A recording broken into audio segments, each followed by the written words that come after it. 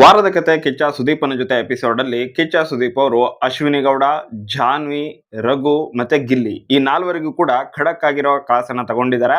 ಮತ್ತು ಮೇನ್ ಆಗಿ ಟಾಪಿಕ್ ಏನಿದೆ, ಎರಡು ಟಾಪಿಕ್ ಆಗಿತ್ತು. ಎರಡು ಟಾಪಿಕ್ ನಲ್ಲೇನೆ ಈ ನಾಲ್ವರಿಗೂ ಕೂಡ ಖಡಕ್ ಆಗಿನೇ ಕ್ಲಾಸ್ ಅನ್ನ ತಗೊಂಡಿದ್ದಾರೆ. ಸೊ ಬನ್ನಿ ಹಾಗಾದ್ರೆ ಕಿಚ್ಚ ಸುದೀಪ್ ಅವರು ಯಾರಿಗೆ ಯಾವ ವಿಷಯವಾಗಿ ಎಷ್ಟು ಕ್ಲಾಸ್ ಅನ್ನ ತಗೊಂಡಿದ್ದಾರೆ, ಯಾವ ರೀತಿಯಾಗಿ ಕ್ಲಾಸ್ ಇತ್ತು, ಇದೆಲ್ಲದರ ಬಗ್ಗೆ ಮಾತಾಡೋಣ. ಅದಕ್ಕೂ ಮೊದಲು ಚಾನಲ್ ಅನ್ನ ಸಬ್ಸ್ಕ್ರೈಬ್ ಮಾಡ್ಕೊಂಡಿಲ್ಲ ಅಂತ ಹೇಳಿದ್ರೆ ಎಲ್ಲರೂ ಕೂಡ ಮಿಸ್ ಮಾಡದೆ ಈಗಲೇ ಚಾನಲ್ ಅನ್ನ ಸಬ್ಸ್ಕ್ರೈಬ್ ಮಾಡ್ಕೊಳ್ಳಿ. ಪಕ್ಕದಲ್ಲಿ ಒಂದು ನೋಟಿಫಿಕೇಶನ್ ಬೆಲ್ ಕೂಡ ಇದೆ, ಕ್ಲಿಕ್ ಮಾಡಿ ಆಲ್ ಅಂತ ಸೆಟ್ ಮಾಡಿ. ಇದರಿಂದಾಗಿ ಇದೇ ರೀತಿ ಹೆಚ್ಚಿನ ಎಕ್ಸ್ಕ್ಲೂಸಿವ್ ಇನ್ಫಾರ್ಮೇಶನ್ ಅನ್ನ ಮೊದಲು ನೀವು ತಿಳ್ಕೊಳ್ಬಹುದು. ಹಾಗೇನೆ ಪಕ್ಕದಲ್ಲಿರೋ ಬೆಲ್ ಐಕನ್ ಮೇಲೆ ಕ್ಲಿಕ್ ಮಾಡಿ ಆಲ್ ಅಂತ ಸೆಟ್ ಮಾಡಿದ್ರೆ ವಿಡಿಯೋ ಅಪ್ಲೋಡ್ ಮಾಡಿದಾಗ ಮೊದಲು ನಿಮಗೆ ನೋಟಿಫಿಕೇಶನ್ ಬರುತ್ತೆ. ನೀವೇನೇ ಮೊದಲು ಆ ವಿಡಿಯೋನ ನೋಡಿ ಇನ್ಫಾರ್ಮೇಶನ್ ಅನ್ನ ತಿಳ್ಕೊಳ್ಬಹುದು. ಸೊ ಇವಾಗ ನೇರವಾಗಿ ವಿಷಯಕ್ಕೆ ಬರೋಣ.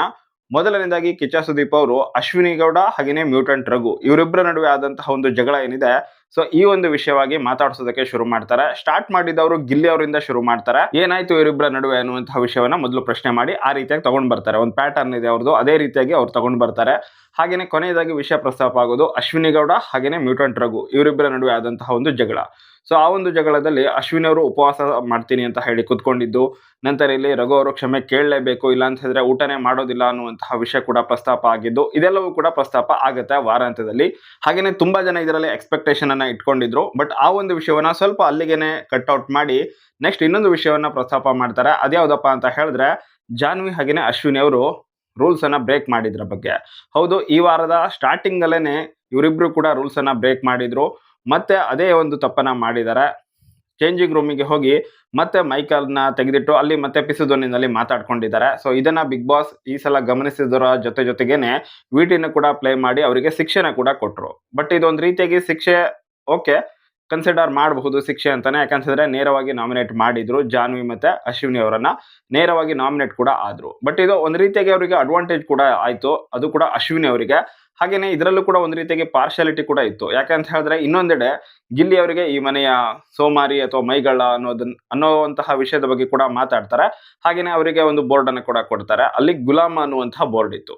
ಸೊ ಇಲ್ಲಿ ಗಿಲ್ಲಿ ಅವರಿಗೆ ಮಾತ್ರ ಗುಲಾಮ ಅನ್ನುವಂತಹ ಬೋರ್ಡ್ ಅನ್ನ ಕೊಟ್ಟು, ಇನ್ನೊಂದೆಡೆ ಅಶ್ವಿನಿ ಅವರಿಗೆ ಐ ಆಮ್ ಸಾರಿ ಅನ್ನುವಂತಹ ಬೋರ್ಡ್ ಅನ್ನ ಕೊಟ್ಟಿದ್ರು. ಸೊ ಇಲ್ಲಿ ಗುಲಾಮ ಅನ್ನುವಂತಹ ವರ್ಡ್ ತುಂಬಾನೇ ಅವರನ್ನ ಡೌನ್ ಮಾಡೋ ರೀತಿಯಲ್ಲಿ ಇತ್ತು. ಬಟ್ ಇಲ್ಲಿ ಅಶ್ವಿನಿ ಅವರಿಗೆ ಕೊಟ್ಟಂತಹ ವರ್ಡ್ ಏನಿದೆ, I am sorry, dignified way ನಲ್ಲಿ ಅವ್ರಿಗೆ ಕೊಟ್ಟಿದ್ದಾರೆ. ಸೊ ಇಲ್ಲೂ ಕೂಡ ಪಾರ್ಶಾಲಿಟಿ ಕ್ಲಿಯರ್ ಆಗಿ ಕಾಣಿಸ್ತಾ ಇದೆ. ಇದ್ರ ಬಗ್ಗೆ ಎಲ್ಲ ಕಿಚ್ಚ ಸುದೀಪ್ ಅವ್ರು ಮಾತಾಡಲ್ಲ, ಯಾಕಂತಂದ್ರೆ ಅದು ಬಿಗ್ ಬಾಸ್ ತಂಡದವ್ರು ಮಾಡಿರೋದು. ಸೊ ಹೀಗಾಗಿ ಬಟ್ ಮೇನ್ ವಿಷಯ ಏನಪ್ಪಾ ಅಂತ ಹೇಳಿದ್ರೆ, ಇಲ್ಲಿ ಅಶ್ವಿನಿ ಅವರು ಈ ರೀತಿಯಾಗಿ ಈ ವರ್ಡ್ ಅನ್ನ ಹಾಕೊಂಡು ಎಲ್ಲರ ಹತ್ರ ಹೋಗಿ ಕ್ಷಮೆ ಕೇಳುವಂತಹ ರೀತಿ ಏನಿದೆ, ಆ ಸಮಯದಲ್ಲಿ ಇನ್ನೊಂದು ವಿಷಯ ಕೂಡ ಬರುತ್ತೆ.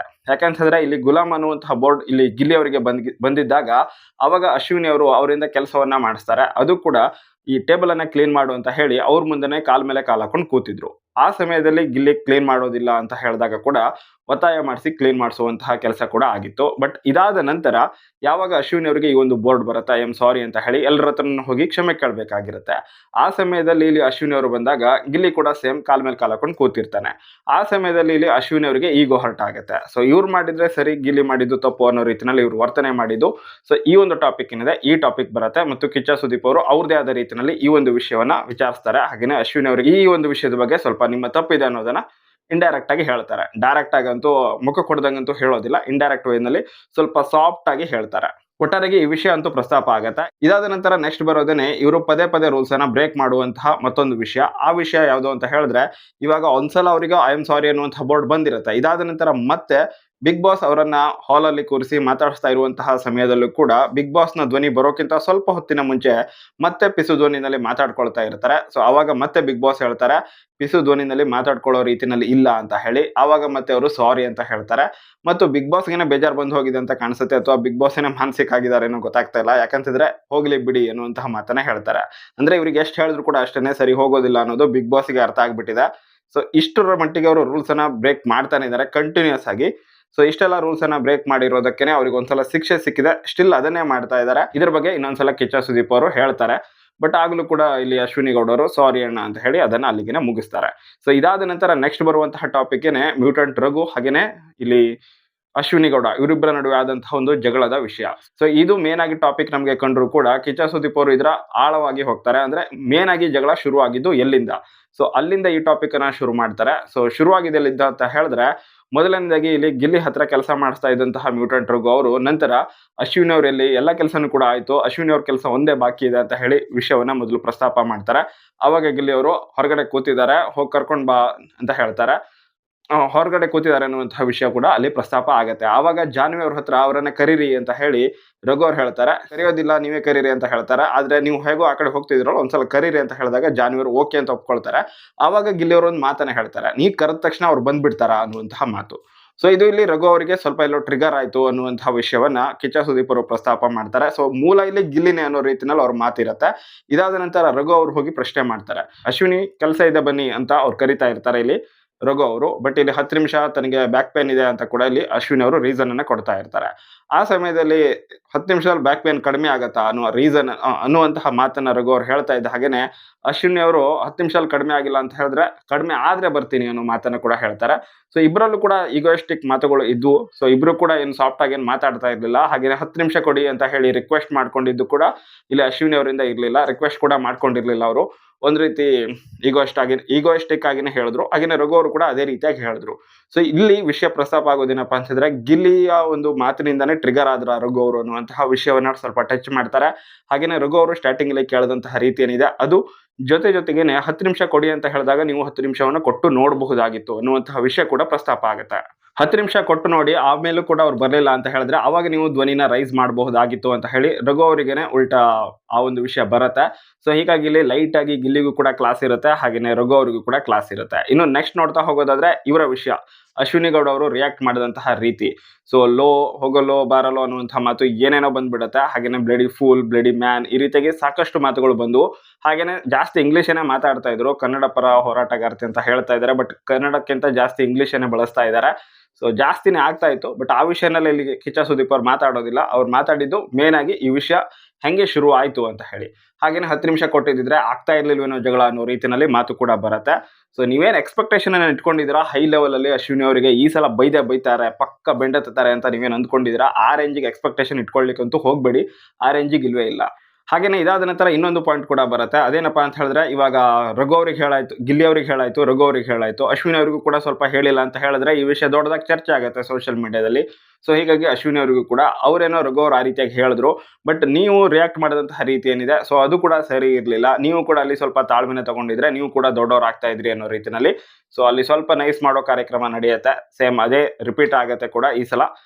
ಜಾಸ್ತಿ ಎಕ್ಸ್ಪೆಕ್ಟೇಷನ್ ಅಂತ ಇಟ್ಕೊಳ್ಳಿಕ್ಕೆ ಹೋಗ್ಬೇಡಿ. ಇದೇ ರೀತಿಯಾಗಿ ಆಗೋದು. ಜಾಸ್ತಿ ಅಂತೂ ಏನು ಹೇಳೋದಿಲ್ಲ ಅಶ್ವಿನಿ ಗೌಡ ಅವರಿಗೆ. ಸೊ ಲೈಟ್ ಆಗಿ ಈ ಒಂದು ವಿಷಯವನ್ನ ಟಚ್ ಮಾಡಿ, ಹಾಗೇನೆ ಈ ಒಂದು ವಿಷಯವನ್ನ ದೊಡ್ಡದಾಗಿ ಮಾಡಬಾರ್ದಾಗಿತ್ತು ಅನ್ನುವಂತಹ ವಿಷಯವನ್ನ ಹೇಳ್ತಾರೆ. ಮತ್ತು ಯಾರೋ ಏನೋ ಹೇಳಿದ್ದಕ್ಕೆ ನೀವು ಬಿಗ್ ಬಾಸ್ ಮನೆಯಿಂದ ಹೊರಗಡೆ ಹೋಗ್ತೀರಾ ಅನ್ನೋ ರೀತಿನಲ್ಲಿ ಕೂಡ ಪ್ರಶ್ನೆ ಮಾಡ್ತಾರೆ. ಸೊ ಡೋರ್ ಅನ್ನ ತೆಗಿರಿ, ಓಪನ್ ಮಾಡ್ತೀವಿ ಅಂತ ಹೇಳ್ತಾ ಇದ್ರಲ್ವಾ, ನಿಜಕ್ಕೂ ಡೋರ್ ಓಪನ್ ಆದ್ರೆ ಹೋಗ್ತಾ ಇದ್ರಾ ಅನ್ನುವಂತಹ ಪ್ರಶ್ನೆ ಆಗಿರ್ಬಹುದು. ಅಥವಾ ನಿಮ್ಮ ಒಂದು ಅವಕಾಶ ಈ ಬಿಗ್ ಬಾಸ್ ಮನೆಯಲ್ಲಿ ಬೇರೆಯವರಿಗಾದ್ರೂ ಸಿಗ್ತಾ ಇತ್ತಲ್ವಾ, ನೀವು ಬಿಗ್ ಬಾಸ್ ಮನೆಗೆ ಬಂದು ಈ ರೀತಿಯಾಗಿ ಡೋರ್ ತೆಗೀರಿ, ಓಪನ್ ಮಾಡಿ ನಾವು ಹೋಗ್ತೀನಿ ಅಂತ ಹೇಳೋದು. ಸೊ ಅದೆಲ್ಲ ಎಷ್ಟು ಸರಿ ಅನ್ನುವಂತಹ ವಿಷಯ ಕೂಡ ಪ್ರಸ್ತಾಪ ಆಗುತ್ತೆ. ಓವರ್ ಆಲ್ ಆಗಿ ಇಲ್ಲಿ ಮೇನ್ ವಿಷಯ ಏನಿತ್ತು ಆ ವಿಷಯವನ್ನ ಬಿಟ್ಟು ಬೇರೆ ಎಲ್ಲಾ ವಿಷಯಗಳು ಕೂಡ ಚರ್ಚೆ ಆಗ್ತವೆ. ಹಾಗೇನೆ ಈ ಒಂದು ವಿಷಯಕ್ಕೆ ಮೂಲ ಕಾರಣ ಏನು ಅದ್ರ ಬಗ್ಗೆ ಮಾತಾಡಿ, ಸೊ ಅವರಿಗೆಲ್ಲ ಸ್ವಲ್ಪ ಕ್ಲಾಸ್ ತಗೊಂಡು ನಂತರ ಅಶ್ವಿನಿ ಅವರು ರಿಯಾಕ್ಟ್ ಮಾಡಿದಂತಹ ರೀತಿ ಕೂಡ ಸರಿ ಇಲ್ಲ ಅನ್ನೋದ್ರ ಬಗ್ಗೆ ಲೈಟ್ ಆಗಿ ವಾರ್ನಿಂಗ್ ಅನ್ನ ಕೊಡ್ತಾರೆ. ಹಾಗೇನೆ ಲೈಟ್ ಆಗಿ ಇದ್ರ ಬಗ್ಗೆ ಮಾತುಕತೆ ಕೂಡ ಆಗುತ್ತೆ. ಸೊ ಇದಾದ ನಂತರ ನೆಕ್ಸ್ಟ್ ಇನ್ನೊಂದು ವಿಷಯ ಕೂಡ ಟಚ್ ಮಾಡ್ತಾರೆ. ಇದೇ ಒಂದು ಟಾಪಿಕ್ ಬಂದಂತಹ ಸಮಯದಲ್ಲೇನೆ, ಅದ್ಯಾವುದು ಅಂತ ಹೇಳಿದ್ರೆ ಟಾಸ್ಕ್ ನಡೆಯುವಂತಹ ಸಮಯದಲ್ಲಿ ಗಿಲ್ಲಿ ಮಾಡಿರುವಂತಹ ಒಂದು ಕೆಲಸ. ಸೊ ಅದ್ಯಾವುದು ಅಂತ ಹೇಳಿದ್ರೆ, ಒಂದು ಗೇಮ್ ಇರುತ್ತೆ. ಆ ಗೇಮ್ ಅಲ್ಲಿ ಇಲ್ಲಿ ಧ್ರುವಂತವರು ವಿನ್ ಆಗಿರ್ತಾರೆ, ಅಂದ್ರೆ ಧ್ರುವಂತವರು ಅದನ್ನ ವಿನ್ ಮಾಡಿಸಿರ್ತಾರೆ. ಸ್ಟಿಲ್ ಆವಾಗ ಇಲ್ಲಿ ಗಿಲ್ಲಿ ಅವರು ಮಾತಾಡ್ತಾ ಇರ್ತಾರೆ ಸ್ಟಾರ್ಟಿಂಗ್ ಅಲ್ಲಿ, ಧ್ರುವಂತ್ ಅವರಿಂದ ಗೇಮ್ ಗೆದ್ರು, ಸೊ ಹೀಗೆ ಧ್ರುವಂತ್ ಅವರು ತಮ್ಮ ಟೀಮ್ ಅನ್ನ ಗೆಲ್ಸ್ಕೊಟ್ಟಿದ್ದಾರೆ ಅನ್ನುವಂತಹ ಮಾತನ್ನ ಹೇಳ್ತಾ ಇರ್ತಾರೆ ಅಶ್ವಿನಿ ಅವರಿಗೆ ಟ್ರಿಗರ್ ಮಾಡೋದಕ್ಕೋಸ್ಕರ. ಸೊ ಇದು ತಪ್ಪಂತ ನಾನಂತೂ ಹೇಳಲ್ಲ. ಯಾಕಂತ ಹೇಳಿದ್ರೆ ಇದೇ ರೀತಿಯಾಗಿ ಅಶ್ವಿನಿ ಗೌಡ ಅವರು ಕೂಡ ಈ ಹಿಂದೆ ತುಂಬಾ ಸಲ ಮಾಡಿದ್ದಾರೆ. ಮತ್ತೆ ರಕ್ಷಿತಾ ಅವರು ಅವರ ತಂಡದಲ್ಲಿದ್ದಾಗ ಒಮ್ಮತ ಬರದೇ ಇದ್ದಾಗ ಒಬ್ಬರಿಂದಾಗಿ ನಮ್ಮ ಎಂಟೈರ್ ನಿರ್ಧಾರವನ್ನೇ ನಾವು ಚೇಂಜ್ ಮಾಡಿದ್ವಿ ಅನ್ನೋದ್ರ ಬಗ್ಗೆ ಕೂಡ ಮಾತಾಡಿದ್ರು. ಆವಾಗ ವಾರಾಂತ್ಯದಲ್ಲಿ ಕಿಚ್ಚ ಸುದೀಪ್ ಅವರು ಈ ವಿಷಯವನ್ನ ಈ ರೀತಿಯಾಗಿ ನೀವು ಹೇಳೋ ರೀತಿನಲ್ಲಿ ಇಲ್ಲ ಅನ್ನೋದನ್ನ ಕೂಡ ಹೇಳಿದ್ರು. ಮತ್ತೆ ನಿಮ್ಗೆ ಯಾಕೆ ಸಪರೇಟ್ ಆಗಿ ಹೋಗಿ ಡಿಸ್ಕಸ್ ಮಾಡಿ ಅಂತ ಹೇಳ್ತೀವಿ ಹೇಳಿ ನಾವು ಈ ಒಂದು ವಿಷಯಕ್ಕಾಗಿ ಅನ್ನೋದನ್ನ ಕೂಡ ಮಾತಾಡಿದ್ರು. ಸೊ ಇವಾಗ ಧ್ರುವಂತ್ ಅವರ ವಿಷಯವನ್ನ ಹೈಲೈಟ್ ಮಾಡಿರೋದಕ್ಕೆ ಗಿಲ್ಲಿಗೂ ಕೂಡ ಈ ಒಂದು ವಿಷಯವಾಗಿ ಸ್ವಲ್ಪ ಲೈಟ್ ಆಗಿ ವಾರ್ನ್ ಇರುತ್ತೆ. ಇದಾದ ನಂತರ ಅವರು ಅನೌನ್ಸ್ ಮಾಡುವಾಗ ಬಂದು ಅನೌನ್ಸ್ ಮಾಡ್ತಾ ಇರೋದಿಲ್ಲ, ಹೋಗಿ ಕುತ್ಕೊಂಡಿರ್ತಾರೆ. ಆ ಸಮಯದಲ್ಲಿ ಗಿಲ್ಲಿ ಅವರ ತಪ್ಪು ಅನ್ನೋದನ್ನ ಕೂಡ ಹೈಲೈಟ್ ಮಾಡ್ತಾರೆ. ಯಾಕೆ ಅಂತ ಹೇಳಿದ್ರೆ ಗಿಲ್ಲಿ ಅವ್ರು ಹೇಳಿರ್ತಾರೆ ತಮ್ಮ ಎಲ್ಲ ವಿಷಯವನ್ನ ಅಂದ್ರೆ ಧ್ರುವಂತ್ ಅವ್ರ ಬಗ್ಗೆ ಹೊಗಳಿ ಅವರಿಂದನೇ ಗೇಮ್ ಗೆದ್ದಿದ್ದು ಅಂತ ಹೇಳಿ ಮುಂದಿನ ದಿನ ನಾನು ಹೇಳಲ್ಲ ನೀವು ಹೇಳ್ತೀರಾ ಅಂತ ಹೇಳಿರ್ತಾರೆ. ಆವಾಗ ಅಶ್ವಿನಿ ಅವರು ತಮ್ಮ ಮಾತನ್ನ ಶುರು ಮಾಡಿ ತಮ್ಮ ತಂಡ ಗೆದ್ದಿದೆ ಅನ್ನೋದನ್ನ ಹೇಳಿರ್ತಾರೆ. ಸೊ ಹೀಗಾಗಿ ಇಲ್ಲೇನಾಗುತ್ತೆ, ಗಿಲ್ಲಿ ಅವ್ರದೇ ತಪ್ಪು ಅನ್ನೋ ರೀತಿಯಲ್ಲಿ ಕಿಚ್ಚ ಸುದೀಪ್ ಅವರು ಮತ್ತೆ ಗಿಲ್ಲಿ ಅವರಿಗೆ ಸ್ವಲ್ಪ ಈ ಒಂದು ವಿಷಯವಾಗಿ ಲೈಟ್ ಆಗಿ ಕ್ಲಾಸ್ ಅನ್ನ ತಗೊಳ್ತಾರೆ. ಒಟ್ಟಾರೆಯಾಗಿ ಈ ವಾರದಲ್ಲಿ ಕಿಚ್ಚ ಸುದೀಪ್ ಅವರಿಂದ ಹೈ ಕ್ಲಾಸಸ್ ಇದೆ ಅಶ್ವಿನಿ ಗೌಡ ಅವರಿಗೆ ಅಂತ ಹೇಳಿ ನೀವೇನಾದ್ರೂ ವೇಟ್ ಮಾಡ್ತಾ ಕೂತಿದ್ರೆ ಡಿಸಪಾಯಿಂಟ್ಮೆಂಟ್ ಆಗೋದಂತೂ ಪಕ್ಕ. ಹಾಗೇನೆ ಮೇನ್ ಆಗಿ ಕ್ಲಾಸ್ ಇರೋದು ಈ ಒಂದು ಟಾಪಿಕ್ ಗಳಿಗೆ ಸಂಬಂಧಪಟ್ಟ ಹಾಗೆ. ಇದರ ಜೊತೆಗೆ ಒಂದು ಟಾಸ್ಕ್ ವಿಷಯ ಕೂಡ ಬರುತ್ತೆ. ಆ ಡ್ರಮ್ ಅನ್ನ ಹಿಡ್ಕೊಂಡಿರುವಂತಹ ಒಂದು ಟಾಸ್ಕ್, ಆ ವಿಷಯದಲ್ಲೂ ಕೂಡ ಈ ಒಂದು ಟಾಪಿಕ್ ನ ಬಗ್ಗೆ ಚರ್ಚೆಗಳು ಆಗ್ತವೆ. ಅದರಲ್ಲಿ ಏನಪ್ಪಾ ಅಂತ ಹೇಳಿದ್ರೆ ಈ ಒಂದು ಗೇಮ್ ಅನ್ನೇ ನೀವು ಸರಿಯಾಗಿ ಅರ್ಥ ಮಾಡ್ಕೊಂಡಿಲ್ಲ ಅನ್ನೋದ್ರ ಬಗ್ಗೆ ಕೂಡ ಮಾತು ಬರುತ್ತೆ. ಮತ್ತು ಇಬ್ಬರಿಂದ ಕೂಡ ತಪ್ಪುಗಳು ಆಗ್ತಾ ಇದ್ವು, ಕಣ್ಣು ಮುಂದೆನೆ ಸಾಕಷ್ಟು ತಪ್ಪುಗಳು ಆಗ್ತಾ ಇದ್ರು ಕೂಡ ಕಂಡ್ರು ಕಾಣದ ರೀತಿನಲ್ಲಿ ಇದ್ರಿ. ಮತ್ತು ಟಾಸ್ಕ್ ನಡೆಯುವಂತಹ ಸಮಯದಲ್ಲಿ ಉಸ್ತುವಾರಿಗಳೇನೆ ಜಗಳ ಆಡ್ಕೊಳ್ತಾ ಇದ್ರಿ. ಸೊ ಇದರಿಂದ ಗೇಮ್ ಯಾರೆಲ್ಲ ಪ್ರಯತ್ನ ಹಾಕಿದ್ರೋ ಆ ಗೇಮ್ ಕೂಡ ಅವರ ಪ್ರಯತ್ನ ಕೂಡ ವೇಸ್ಟ್ ಆಯ್ತು, ಅಥವಾ ಅಲ್ಲಿ ಸಾಕಷ್ಟು ತಪ್ಪುಗಳು ಮಾಡೋದಕ್ಕೆ ನೀವೇನೇ ದಾರಿ ಮಾಡಿಕೊಟ್ಟ ರೀತಿನಲ್ಲಿ ಆಯ್ತು ಅಂತ ಹೇಳಿ ಮತ್ತೆ ಆ ವಿಷಯದಲ್ಲೂ ಕೂಡ ಅಶ್ವಿನಿ ಹಾಗೇನೆ ಗಿಲ್ಲಿ ಅವರಿಗೆ ಮತ್ತೆ ಕ್ಲಾಸಸ್ಗಳು ಇರ್ತವೆ. ಹಾಗೇನೆ ರಾಶಿಕಾ ಅವರು ಜಾನ್ವಿ ಅವರನ್ನ ಡಿಪೆಂಡ್ ಮಾಡಿದಂತಹ ರೀತಿಯಲ್ಲಿ ಜಾನ್ವಿ ಅವರ ರಿಯಾಕ್ಷನ್ ಏನಿತ್ತು ಆ ರಿಯಾಕ್ಷನ್ ಬಗ್ಗೆ ಲೈಟ್ ಆಗಿ ಟಚ್ ಮಾಡಿ ಅಲ್ಲೊಂದು ಲೈಟ್ ಆಗಿ ಕಾಮಿಡಿ ಮಾಡಿ ಆ ಒಂದು ಟಾಪಿಕ್ ಅನ್ನು ಕೂಡ ಕವರ್ ಅಪ್ ಮಾಡ್ತಾರೆ. ಒಟ್ಟಾರೆಯಾಗಿ ನೀವು ಹೈ ಎಕ್ಸ್ಪೆಕ್ಟೇಷನ್ ಇಟ್ಕೊಂಡು ವೀಕೆಂಡ್ ಎಪಿಸೋಡ್ ಅನ್ನ ನೋಡ್ಲಿಕ್ಕಂತೂ ಹೋಗಬೇಡಿ. ಒಂದು ಲೆವೆಲ್ ಅಲ್ಲಿ ಎಕ್ಸ್ಪೆಕ್ಟೇಷನ್ ಇದ್ರೆ ಓಕೆ, ಇಲ್ಲ ಅಂತ ಹೇಳಿದ್ರೆ ಡಿಸಪಾಯಿಂಟ್ಮೆಂಟ್ ಆಗೋದಂತೂ ಪಕ್ಕ. ಸೊ ಮೇನ್ ಆಗಿ ಎಲ್ಲ ಟಾಪಿಕ್ಗಳು ಟಚ್ ಆಗ್ತವೆ. ರೂಲ್ಸ್ ಅನ್ನ ಬ್ರೇಕ್ ಮಾಡಿರೋದು, ಪಿಸು ಧ್ವನಿಯಲ್ಲಿ ಮಾತಾಡಿಕೊಂಡು ರೂಲ್ಸ್ ಅನ್ನ ಬ್ರೇಕ್ ಮಾಡಿರೋದು, ಟಾಸ್ಕ್ ಅಲ್ಲಿ ಆಗಿರೋ ಎಡವಟ್ಟುಗಳು, ಗಿಲ್ಲಿ ಅವರಿಂದ ಆಗಿರುವಂತಹ ತಪ್ಪುಗಳು, ಹಾಗೆಯೇ ಅಶ್ವಿನಿ ಅವರು ರಿಯಾಕ್ಟ್ ಮಾಡಿದಂತಹ ರೀತಿ, ರಘು ಅವರು ಮಾತಾಡಿದಂತಹ ಒಂದು ವಾಯ್ಸ್ ಟೋನ್ ಅಥವಾ ಆ ಒಂದು ವಿಷಯ, ಹಾಗೆಯೇ ಗಿಲ್ಲಿ ಅವರು ಹೇಗೆ ರಘು ಅವರನ್ನ ಸ್ವಲ್ಪ ಟ್ರಿಗರ್ ಮಾಡಿದ್ರು ಅಥವಾ ಇಂಡೈರೆಕ್ಟ್ ಆಗಿ ಅವರು ಇಲ್ಲಿ ಗಿಲ್ಲಿ ಅವರಿಂದ ಯಾವ ರೀತಿಯಾಗಿ ರಘು ಅವರು ಟ್ರಿಗರ್ ಆದ್ರು. ಸೊ ಆ ಒಂದು ಟಾಪಿಕ್ ಓವರ್ ಆಲ್ಗೆ ಇಂತಹ ಟಾಪಿಕ್ಗಳು ಕವರ್ ಆಗ್ತವೆ. ಖಡಕ್ ಆಗಿ ಬೆವರಿಳಿಸ್ತಾರೆ ಅಥವಾ ಸಿಕ್ಕಾಪಟ್ಟೆ ಅವರಿಗೆ ಕ್ಲಾಸ್ ತಗೊಳ್ತಾರೆ, ಖಡಕ್ ವಾರ್ನಿಂಗ್ ಇರುತ್ತೆ. ಸೊ ಇಷ್ಟೆಲ್ಲ ಎಕ್ಸ್ಪೆಕ್ಟೇಷನ್ ಅಂತೂ ಇಲ್ಲವೇ ಇಲ್ಲ. ಲೋ ಎಕ್ಸ್ಪೆಕ್ಟೇಷನ್ ಇಟ್ಕೊಂಡು ನೋಡಿ, ಹಾಗೆಯೇ ವೀಕೆಂಡ್ ಎಪಿಸೋಡ್ ಅನ್ನ ಎಂಜಾಯ್ ಮಾಡಿ ಅಂತ ಹೇಳ್ತಾ ವಿಡಿಯೋನ ಇಲ್ಲಿಗೆ ಮುಗಿಸ್ತಾ ಇದ್ದೀನಿ. Thank you so much for watching.